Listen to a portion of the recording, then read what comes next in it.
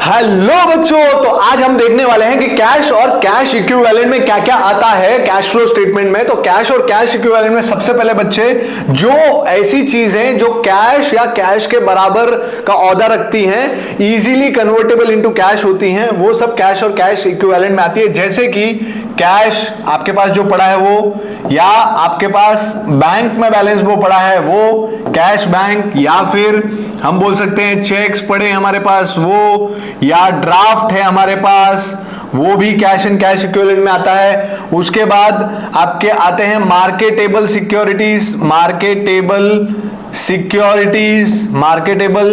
Securities भी cash and cash equivalent में आता है। और चौथा आता है करंट इन्वेस्टमेंट। क्या आता है? करंट इन्वेस्टमेंट या मार्केटेबल इन्वेस्टमेंट भी कैश एंड कैश इक्विवेलेंट में आता है। तो क्या क्या आता है कैश एंड कैश इक्विवेलेंट में? कैश एंड कैश में कैश आपके पास पड़ा है या बैंक में बैलेंस पड़ा है, चेक है, ड्राफ्ट है, मार्केटेबल सिक्योरिटीज है, करंट इन्वेस्टमेंट है, ये सारी चीजें कैश और कैश इक्विवेलेंट में आती है, जो आपको काम आएगी जब आप कैश फ्लो स्टेटमेंट करोगे। तो ध्यान रखिएगा कैश एंड कैश इक्विवेलेंट में ये सारी चीजें आती हैं।